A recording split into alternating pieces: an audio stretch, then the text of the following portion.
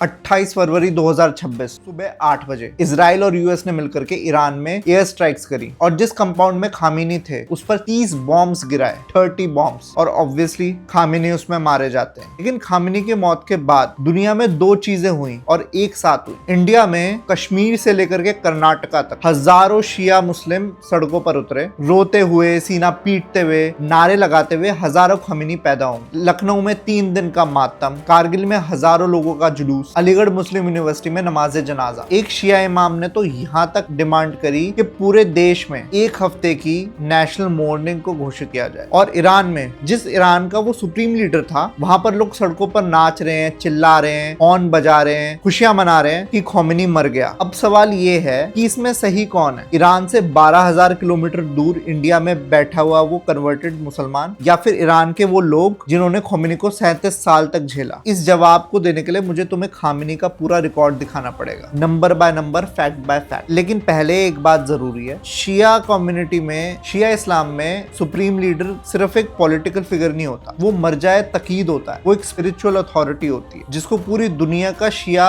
मुसलमान फॉलो करता है। ये जो इमोशनल कनेक्ट है ना, जो लोग रो रहे हैं, छाती पीट रहे हैं, वो इमोशनल कनेक्ट रियल है, मैं इसका मजाक नहीं उड़ा रहा। लेकिन मेरा सवाल ये है, क्या ये जो मॉर्निंग हो रही है, ये लोग जो छाती पीट रहे हैं, मातम मना रहे हैं, क्या ये लोग इन्फॉर्म्ड हैं खामिनी के बारे में? सुप्रीम लीडर तो है ये इनका, ये इतना तो जानते हैं, लेकिन क्या ये खामिनी के बारे में इन्फॉर्म्ड है? ये मैं आपको फैक्ट्स एंड फिगर्स बताता हूँ, उसके बाद आप ही डिसाइड कर लो कौन था ये इंसान, क्या था इसका बैकग्राउंड, वो सब बाद में। पहले आते हैं फिगर्स। पहले ये नंबर याद करो, 2201। 2025 में इतने लोग ईरान में खामिनी ने एग्जीक्यूट करे, सिर्फ 2025 में। और ये ईरान का ही डेटा बता रहा हूँ, ये इससे कितना भी ऊपर हो सकता है। 2022 से और 2025 तक ये 280% बढ़ा ये नंबर। ये ईरान के अपने रिकॉर्ड्स बता रहे हैं, ये नंबर एक्चुअल में कितना भी हाई हो सकता है। एग्जीक्यूशंस के मामले में दुनिया सऊदी अरेबिया को भी क्रिटिसाइज करती है, लेकिन आप सऊदी अरेबिया का नंबर देखोगे तो 2025 का 300 लोगों का था, और करना भी चाहिए सऊदी को क्रिटिसाइज। लेकिन ईरान जब 2201 लोगों को एक ही साल में एग्जीक्यूट करता है, तो सवाल तो उसके ऊपर भी उठना चाहिए। सऊदी अरेबिया से 7 गुना ज्यादा लोग एग्जीक्यूट करे ईरान में। इन 2201 लोगों में 64 वुमेन थी और 6 बच्चे भी थे। लगभग 400 लोगों का एग्जीक्यूशन तो खाली दिसंबर महीने में ही करा है, सिर्फ 1 महीने में इतना एग्जीक्यूशन ईरान ने करे। खामिनी कोई वॉर टाइम का लीडर नहीं था जिसकी ये मजबूरी थी। खामिनी ने 1989 में पावर ली बिना किसी क्रेडेंशियल्स के। He didn't have the credential to be the supreme leader, but क्योंकि वो पहले से पावर में थे तो रातों रात उन्होंने कॉन्स्टिट्यूशन को बदला ताकि खामिनी को पावर में फिट करा जा सके। स्पिरिचुअली और रिलीजियसली उसके क्रेडेंशियल मैच नहीं करते थे बी द सुप्रीम लीडर, तो उन्होंने कॉन्स्टिट्यूशन ही चेंज कर दिया ताकि खामिनी उसमें फिट हो सके। अब उसमें फिट होने के बाद, सुप्रीम लीडर बनने के बाद, फिर इन 37 सालों में खामिनी ने ईरान की हर चीज अपने अंडर कंट्रोल कर ली। वहाँ की जुडिशरी, वहाँ की मिलिट्री, वहाँ की मीडिया,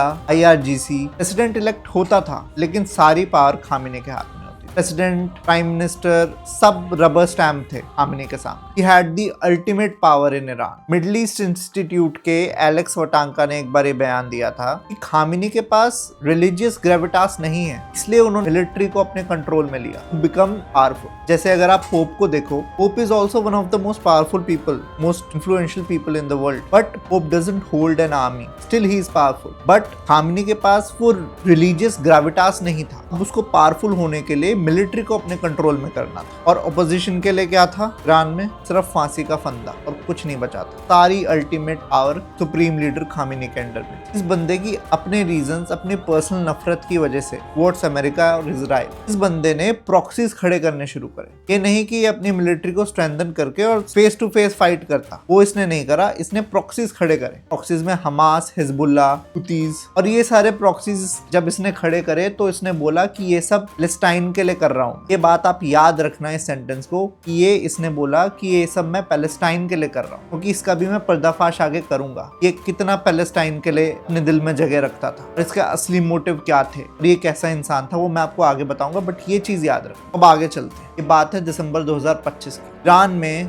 जहां ये इन सब प्रॉक्सीज को फंड कर रहा था, देश के सारे रिसोर्सेज, हर चीज इन टेररिस्ट ऑर्गेनाइजेशन को दे रहा था, इसकी अपनी जनता भुखमरी से मर रही। दिसंबर 2025 में इन्फ्लेशन 45% बढ़ गया। ईरानियन करेंसी जो $1 32,000 के इक्विवेलेंट हुआ करती थी, वो अब $1 14,20,000 के इक्विवेलेंट हो।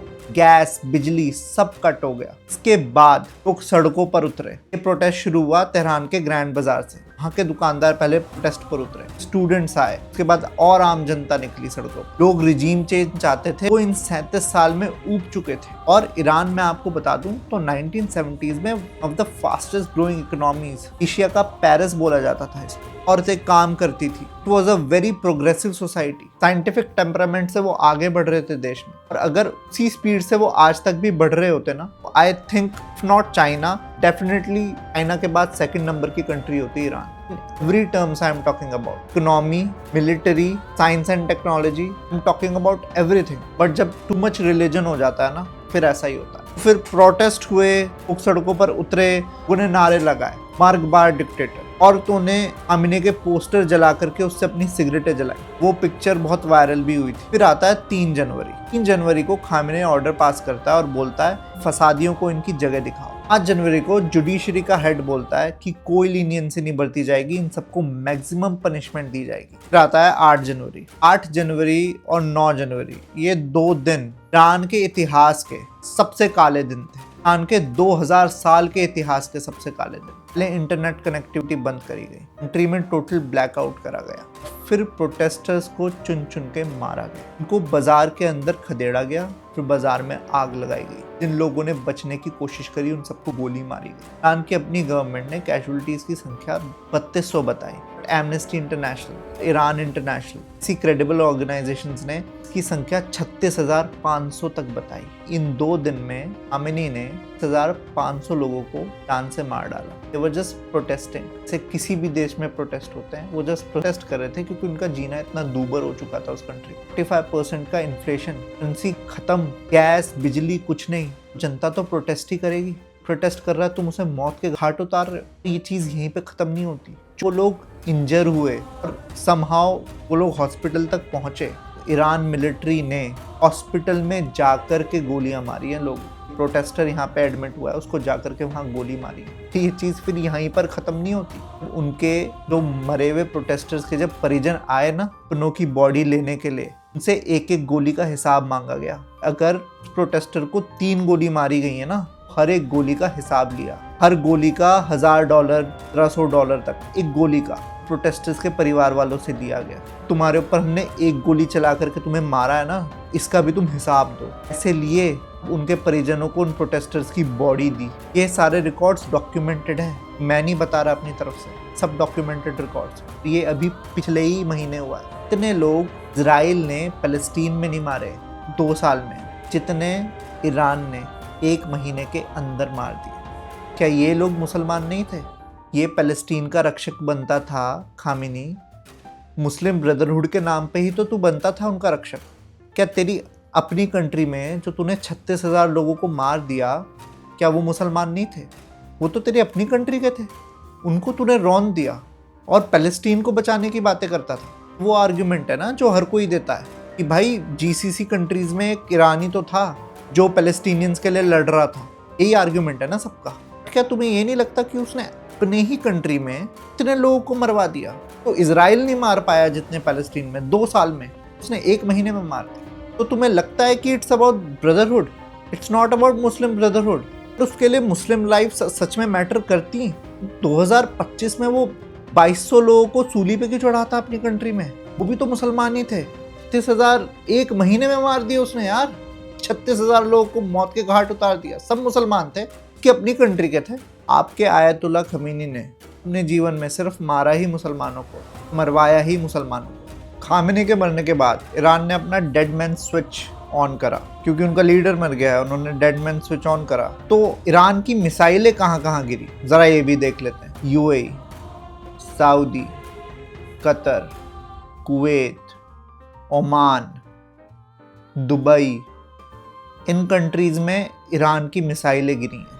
और ईरान का ऑफिशियल कह रहे हैं कि हम तो सिर्फ यूएस के बेसिस को टारगेट कर रहे हैं, बट नहीं। दुबई में palm Jumeirah hotel, जेबेल Ali port, Abu Dhabi का एयरपोर्ट, दुबई का एयरपोर्ट, रेसिडेंशियल बिल्डिंग्स, इन सभी कंट्रीज की ईरान ने हिट करी।